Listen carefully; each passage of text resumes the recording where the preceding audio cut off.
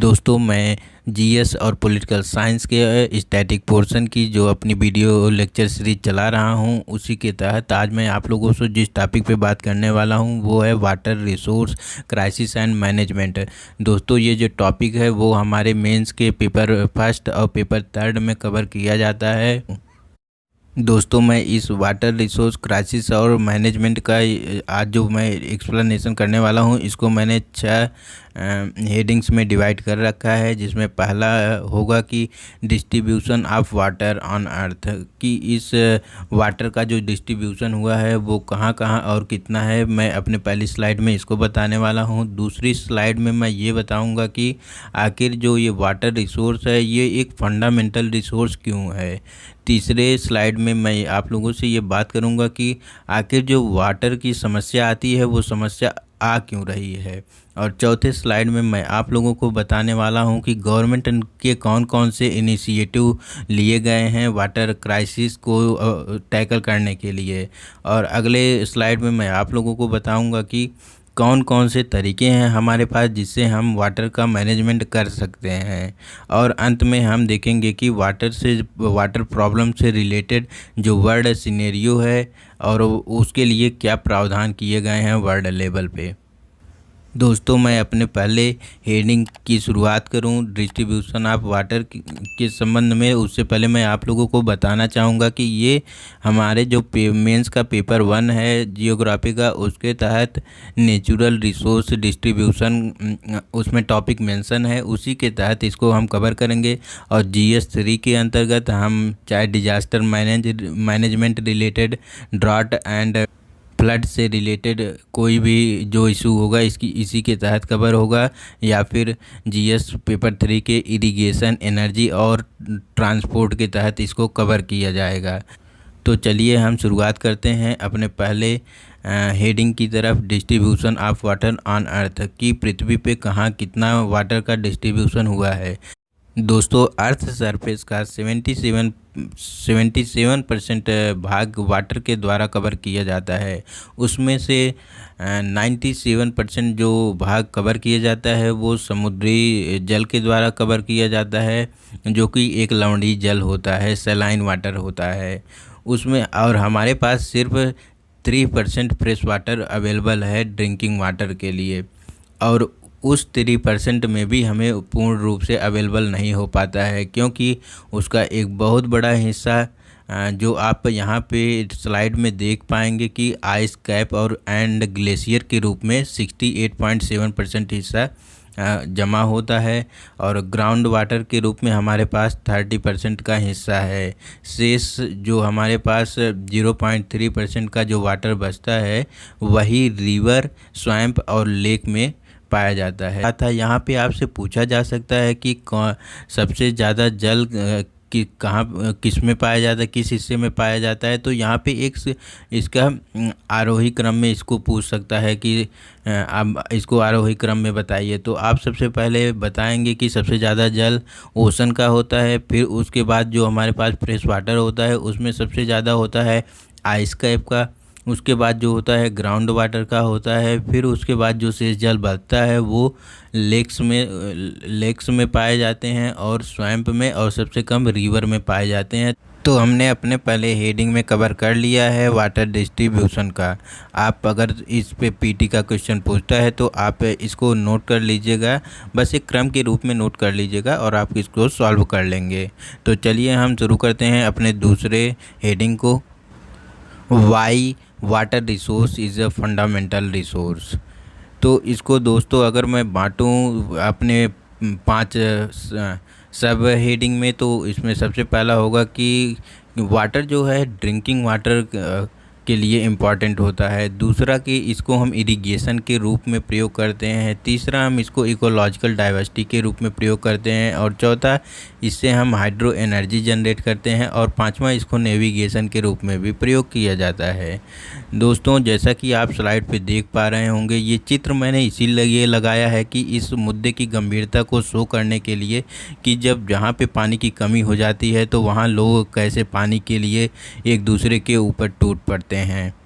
हालांकि गाँव में मैंने इस समस्या को कम देखा है, लेकिन शहरों में ये समस्या प्रायः देखी जाती रहती है। बड़े बड़े शहरों में, जैसे कि चेन्नई में ये समस्या आई थी, चाहे महाराष्ट्र के लातूर हो या फिर दिल्ली में, तो इस तरीके की समस्या सामान्यतः आती रहती है।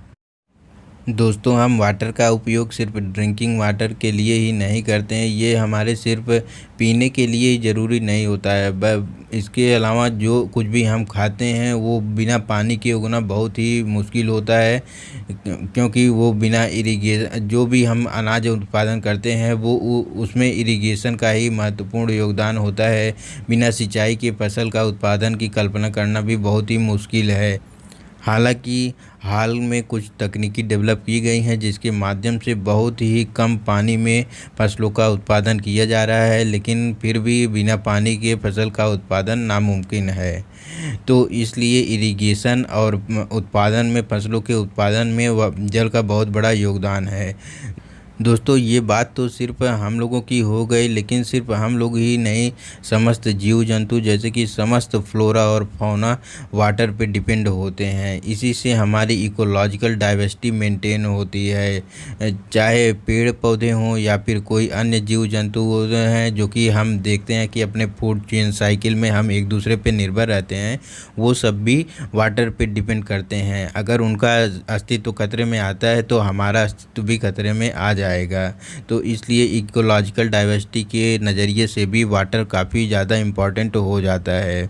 दोस्तों, हम लोग वाटर से एनर्जी भी जनरेट करते हैं। एनर्जी का काफ़ी ज़्यादा हम हाइड्रो पावर एनर्जी पे डिपेंड हैं, और वो हाइड्रो पावर हम जल से ही बनाते हैं। तो एनर्जी के अप्रोच से भी, ये इकोनॉमिक अप्रोच से भी हमारे लिए जल काफ़ी इम्पॉर्टेंट हो जाता है।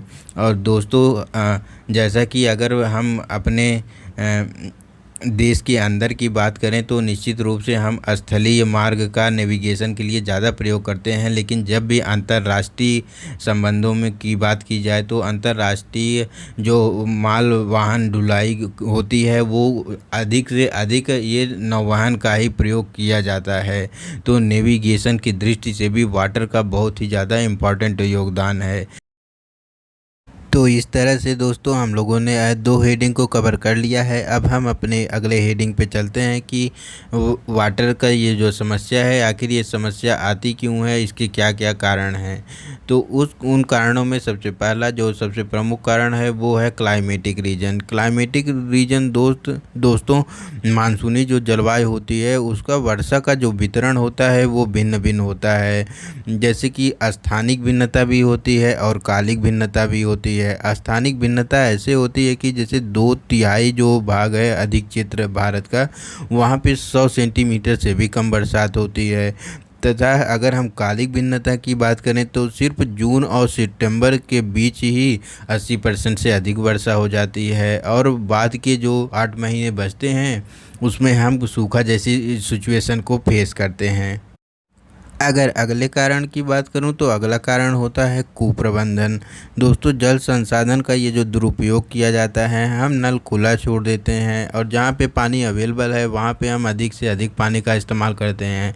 बरसात का जो पानी आता है उसको भी हम संरक्षित नहीं कर पाते हैं, और वो बह के नालों के थ्रू, नदियों के थ्रू और अंततः वो समुद्र में चला जाता है। तो हम बरसात का जो पानी होता है उसको भी रोक नहीं पाते हैं, और साथ ही जो ग्राउंड वाटर है उसको भी निकाल के उसका अधिक मात्रा में प्रयोग कर रहे हैं। तो इस प्रकार से ये जो हमारा वाटर का जो मिसमैनेजमेंट है, ये भी एक प्रकार से रिस्पॉन्सिबल है वाटर स्ट्रेस के लिए। अगर अगले कारण की मैं फिर बात करूं तो अगला कारण है कि दोस्तों, जैसे जैसे जनसंख्या बढ़ रही है वैसे वैसे हमारी वाटर की डिमांड भी बढ़ रही है। तो वाटर के इस डिमांड को फुलफ़िल करने के लिए हम ग्राउंड वाटर को और अधिक से अधिक निष्कासित कर रहे हैं। तो उससे क्या हो रहा है कि ग्राउंड वाटर जो है धीरे धीरे अब वो उसका और रिचार्ज की भी व्यवस्था उसकी ठीक ढंग से नहीं हो पा रही है। तो इसके कारण ग्राउंड वाटर में भी कमी आ रही है।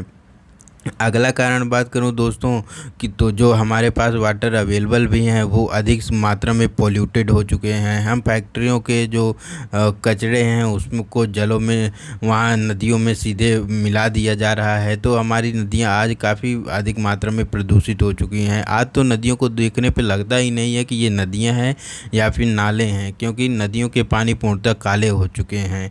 और बहुत जगह आप नदियों में देखेंगे कि उसके ऊपर पूरा झाग तैरता रहता है। तो इस तरीके से हमारी नदियाँ भी बहुत ज़्यादा प्रदूषित हो चुकी हैं। और नदियों का यही पानी जब हमारा समुद्रों में जाके मिलता है तो वहाँ की जो इकोलॉजिकल डाइवर्सिटी है वो तो बहुत ही ज़्यादा प्रभावित हो रही है, दुष्प्रभावित हो रही है। और वहाँ पे जीव जंतुओं को भी काफ़ी ज़्यादा समस्या हो रही है। तो इस प्रकार से ये सब जो प्रमुख कारण हैं जो हम वाटर स्ट्रेस के लिए रिस्पॉन्सिबल हैं, उसमें पहला फिर से मैं एक बार दोहराता हूँ, क्लाइमेटिक रीजन है, दूसरा है मिसमैनेजमेंट है, तीसरा है कि वाटर डिमांड बढ़ रहा है, और चौथा है कि वाटर पोल्यूशन हो रहा है। हमारा अगला हेडिंग है जल संशोधन प्रबंधन के लिए अब तक सरकार के द्वारा जो प्रयास किए गए हैं। दोस्तों, भारत में सरकार जो पंचवर्षीय योजना लाई थी, तो उस पंचवर्षीय योजना में जो पहली पंचवर्षीय योजना थी उसी से ही हमने जल के प्रबंधन का प्रयास करना शुरू कर दिया था। उस समय सरकार ने सतही जल स्रोतों के उपयोग के लिए बहुउद्देशीय नदी घाटी परियोजनाएं उन्होंने बनाई थी, और बांध और जलाशयों के निर्माण को महत्व दिया था। और नहरों सिंचाई के लिए नहरों का भी निर्माण कार्य भी धीरे धीरे शुरू हो गया था। और अपने पंचवर्षीय योजना में हम सरकार ने CADP कमांड क्षेत्र विकास कार्यक्रम भी चलाया था, जिसके तहत कि नदियों का जो मैक्सिमम बांध बना के उसके पानी को नहरों के द्वारा सिंचाई के लिए उपलब्ध कराना। तो इस तरीके से जितनी उसकी कैपेसिटी थी हो सकती थी उतना मैक्सिमम प्रयोग करना। तो ये कमांड क्षेत्र एरिया के तहत शामिल किया गया था लक्ष्य। और ये तो सतही जल की बात हुई। अगर हम भूमिगत जल संसाधन के उपयोग की बात करें तो जहाँ पे बिजली की व्यवस्था नहीं थी वहाँ पे सोलर पंप से जलकूपों का निर्माण किया गया, और एक 1 मिलियन ट्यूबवेल के प्रोजेक्ट को भी चलाया गया। तो इस तरीके से सेंट्रल गवर्नमेंट ने अपने स्तर पे अपनी क्षमता के अनुसार वाटर के प्रबंधन के लिए प्रयास किया। और साथ ही साथ केंद्र सरकार के साथ साथ क्षेत्रीय राज्यों में भी क्षेत्रीय स्तर पर भी वाटर मैनेजमेंट के लिए प्रयास किए गए। अगर अगले हम सरकार के प्रयास की बात करें तो उसमें दोस्तों जो बहुउद्देशीय नदी घाटी परियोजना थी, तो इसको क्या था कि नदी बेसिन के तहत प्रोजेक्ट चलाए गए। उसी के तहत विभिन्न विभिन्न बांधों का निर्माण किया गया, सरदार सरोवर डैम, भाखड़ा नांगल डैम। तो ये सब विभिन्न प्रकार के मल्टीपर्पज़ बांध बनाए गए। दोस्तों, इसका प्रॉफिट तो ये हुआ कि जल संसाधन का जो महत्व था, वो सूखा या बाढ़ का जो प्रभाव था उसको हमने कहीं न कहीं रेगुलेट किया और उसके प्रभाव को कम करने में सफलता पाई। लेकिन उसकी जो समस्याएं, काफ़ी ज़्यादा समस्याएं हमारे सामने आ गई। नदियों पे बांध का जो निर्माण किया गया उससे क्या हुआ कि नदियों का जो प्राकृतिक प्रवाह था उसमें बाधा उत्पन्न हो गई। और दूसरा ये हुआ कि नदियों का जो पारिस्थितिकी तंत्र था उसके असंतुलन होने की संभावना भी बढ़ गई। और क्या हुआ कि जो जलाशय के निर्माण करने से बृहद स्तर पर वृक्षों का कटाव किया गया, और परिणाम स्वरूप वृक्षों के कटने से भी अत्यधिक पर्यावरणीय समस्याएं उत्पन्न हो गई। और इन वृक्षों के कटाव और ये जो बांध बनाए गए, इससे क्या हुआ कि स्थलाकृतियों आकृतियों की जो संरचना में वो भी परिवर्तन आया। और समस्थैतिक असंतुलन के कारण क्या हुआ कि भूकंप और भूस्खलन जैसी प्राकृतिक आपदाएं भी आई। इसे ही ह्यूमन के द्वारा जो जनरेटेड भूकंप की संज्ञा दी गई और उसको हाइड्रोसिस्मिक नाम दिया गया।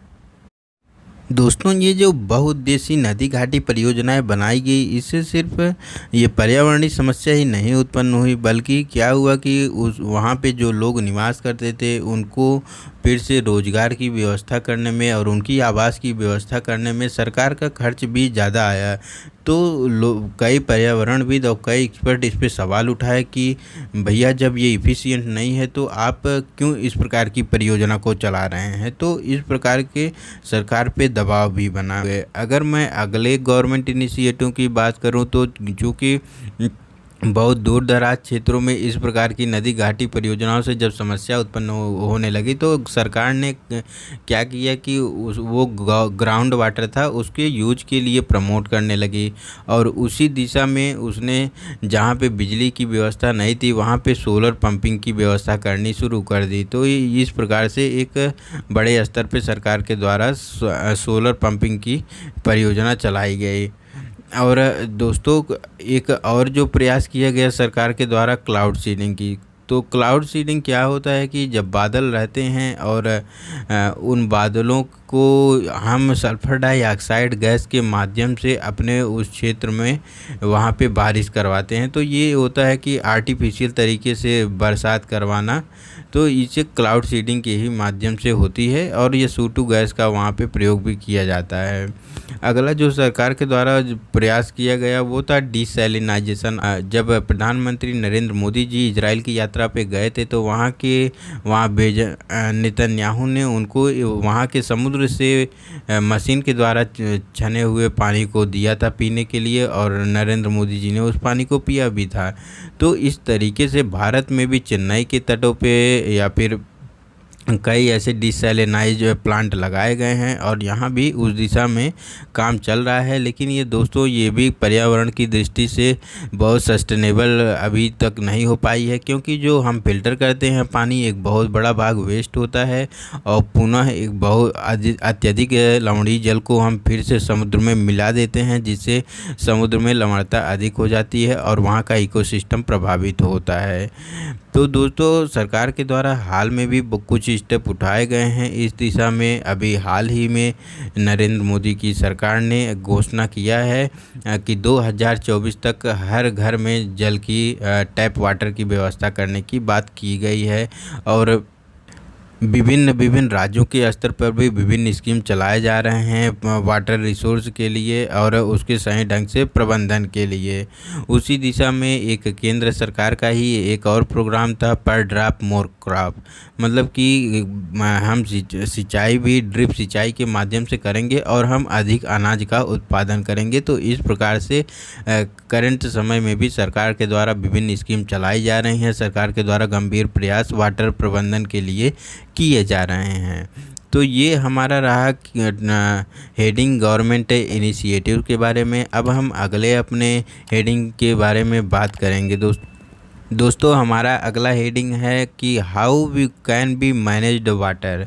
हम किन किन तरीक़ों से वाटर को मैनेज कर सकते हैं, क्या स्टेप होने चाहिए। तो उन स्टेपों में अगर कुछ हमें तुरंत बहुत जल्दी कदम उठाने की ज़रूरत है, कुछ हम बहुत जल्दी उसको नहीं प्राप्त कर सकते हैं, तो वो दूरगामी लक्ष्य होते हैं, तो उन्हें दूरगामी लक्ष्य के रूप में प्राप्त किया जाना है। अगर मैं बात करूं कि हमें कौन से तुरंत स्टेप उठाने चाहिए, सरकार को कौन से तुरंत स्टेप उठाने चाहिए, तो उसमें सबसे पहला है कि लोगों को अधिक से अधिक अवेयर किया जाए, जो कि सरकार के द्वारा किया भी जा रहा है। प्रधानमंत्री जी मन की बात में लोगों को बरसात के पहले कहते हैं कि छतों के माध्यम से जो पानी आ रहा है उसके संचय की बात करते हैं और विभिन्न पोस्टर बैनर के माध्यम से, टीवी ऐड के माध्यम से लोगों को जागरूक किया जा रहा है। अगला जो कदम सरकार को उठाने की ज़रूरत है कि जो लोग अधिक मात्रा में जल का मिसयूज करते हैं उनके ऊपर टैक्स लगाया जाए। एक सीमा से अधिक जो वाटर का उपयोग करेगा उसके ऊपर एक टैक्स लगाया जाएगा। तो इस प्रकार से जो मिसयूज है उसका, पानी का जो मिसयूज है वो निश्चित रूप से कम हो जाएगा। तो दोस्तों ये कुछ शॉर्ट टर्म कदम थे। अगर मैं लॉन्ग टर्म बात करूं कि ये जो नदियां प्रदूषित हो चुकी हैं, ये जो समुद्र आज प्रदूषित हो रहे हैं, इनके लिए सरकार को धीरे धीरे अभी से चेतना होगा। और जो इंडस्ट्रियों के गंदे पानी मिल रहे हैं और वहाँ उसमें अगर नदियों में और या फिर समुद्रों में प्लास्टिक प्रदूषण की भी समस्या बढ़ रही है, तो हमें उन सबको समाधान करने की ज़रूरत है। अगर हम अभी से स्टेप उठाएंगे तो निश्चित रूप से हम भविष्य में इस लक्ष्य को प्राप्त कर लेंगे और प्रदूषण को दूर कर पाएंगे। लेकिन उसके लिए अभी से प्रयास करने होंगे। और जो इस दिशा में दूरगामी भले ही है, लेकिन सबसे महत्वपूर्ण जो प्रोजेक्ट था नेशनल वाटर ग्रिड का, कि दोस्तों जैसा कि अभी मैंने जो पीछे बात किया था कि यहाँ पे जो क्लाइमेटिक जो डाइवर्सिटीज है कि कुछ ही स्थानों पे, जैसे कि यहाँ पे अधिक से अधिक भागों में 100 सेंटीमीटर से कम वर्षा होती है या फिर 4 महीने में ही अधिक वर्षा हो जाती है। तो हमारी कुछ नदियाँ हैं जो 12 मासी हैं और कुछ नदियाँ हैं जो सिर्फ बरसात के समय ही वाटर को कैरी करती हैं। तो उन सभी नदियों को जोड़ने के लिए परियोजनाएं चलाई जाएं। तो ग्रिड का नाम है कि जैसे पूरे देश के स्तर पर हम बिजली की सप्लाई करते हैं, उसी प्रकार से ये है कि हम पूरे देश के स्तर पर नदियों को जोड़ेंगे। तो इस तरह से हम नेशनल वाटर ग्रिड प्रोजेक्ट के तहत नदियों को जोड़ेंगे और वाटर का मैनेजमेंट कर सकते हैं। दोस्तों अब हम अगर अपने अगले और अंतिम हेडिंग की बात करें तो वर्ल्ड सिनेरियो में वाटर की समस्या से संबंधित क्या क्या दिक्कत है और क्या कदम वहाँ पे उठाए गए हैं। तो उसमें सबसे बड़ी जो दोस्तों इसके वर्ल्ड लेवल की जो समस्या थी वो जीरो डे था। ये जीरो डे क्या है कि साउथ अफ्रीका के जो शहर है केप टाउन, वहाँ पे ये डे जीरो से इसकी घोषणा की गई थी। तो ये होता क्या है एग्जैक्टली, तो जीरो डे उस दिन को कहा जाता है जब शहर के लगभग सभी नालों में पानी आना बंद हो जाता है। सरकार जो अथॉरिटी होती है वो वाटर सप्लाई करने में असमर्थ हो जाती है, तो उसे ही जीरो डे घोषित कर दिया जाता है। उस दिन लोग पानी के लिए काफ़ी किल्लत हो जाती है और वो संघर्ष करते हैं पानी के लिए। तो वर्ल्ड लेवल पे जीरो डे एक बहुत ही भयंकर घटना कही जा सकती है। अब भारत के भी कई शहरों को जीरो डे घोषित करना पड़ सकता है या फिर भविष्य में चुनौतियां उत्पन्न हो सकती हैं। अभी कुछ समय पहले तो चेन्नई में भी ये स्थिति उत्पन्न होने वाली थी, जीरो डे वहां घोषित किया जाने वाला था क्योंकि वहां पे पानी की काफ़ी ज़्यादा दिक्कत हो गई थी। दोस्तों यहाँ पे एक छोटा सा और कॉन्सेप्ट है अर्थ ओवरशूट डे। ये एक ऐसा दिन होता है कि जब हम अपने साल के जो जितना हमें संसाधन यूज करना रहता है उतना संसाधन हम साल में जिस दिन तक यूज कर लेते हैं उसे अर्थ ओवरशूट डे कहा जाता है। 2021 में 29 जुलाई को अर्थ ओवरशूट डे घोषित किया गया है। मतलब कि 29 जुलाई तक हम उतना संसाधन उपयोग कर लेंगे जितना हमें साल भर में उपयोग करना था। तो दोस्तों ये तो प्रत्यक्ष रूप से वाटर से जुड़ा इशू नहीं है, लेकिन वाटर भी उसी रिसोर्स के तहत आता है। तो ये वाटर के संदर्भ में भी है कि हमें वाटर को सस्टेनेबिलिटी बढ़ाए रखने के लिए हमें अपने जो दिनचर्या है या अपनी जीवन की जो शैली है उसमें परिवर्तन लाना पड़ेगा। दोस्तों वर्ल्ड लेवल पे एक सस्टेनेबल डेवलपमेंट गोल के तहत जो गोल नंबर 6 है, 13 है, 14 है, उसके तहत भी हम स्वच्छ वाटर और सस्टेनेबल वाटर प्राप्ति के लिए वहाँ पे सरकार के द्वारा लक्ष्य बनाए गए हैं विश्व के स्तर पे और उसे प्राप्त करने के लिए प्रयास किए भी जा रहे हैं। तो दोस्तों आज का वीडियो लेक्चर यहीं पे समाप्त होता है। आज हम देखेंगे मैंने एक नया इनिशिएटिव शुरू किया है कि जो हम लोग पढ़ेंगे उसी पे एक क्वेश्चन मैं आप लोगों को दूंगा और आप लोग इसको लिख लीजिएगा तो आपका इससे स्किल इम्प्रूव होगा। तो आज का क्वेश्चन ये है कि what do you understand by water scarcity and how is India managing it. दोस्तों इस क्वेश्चन को आपको 200 वर्ड में लिख लेना है। अगर आप लोगों ने ठीक ढंग से स्लाइड को देखा होगा और नोट भी किया होगा उसके पॉइंट को, तो आप लोगों को बहुत ज़्यादा दिक्कत आने वाली नहीं है क्योंकि ये क्वेश्चन बहुत ही इजी है। तो मैं यहीं पे आज के लेक्चर को समाप्त करता हूँ। आप लोग वीडियो को लाइक कर दीजिएगा, शेयर कर दीजिएगा और सब्सक्राइब भी कर दीजिएगा और कमेंट ज़रूर बताइएगा कि कहाँ पे दिक्कत आ रही है और कौन से अगले टॉपिक पे मुझे अगला वीडियो बनाना चाहिए।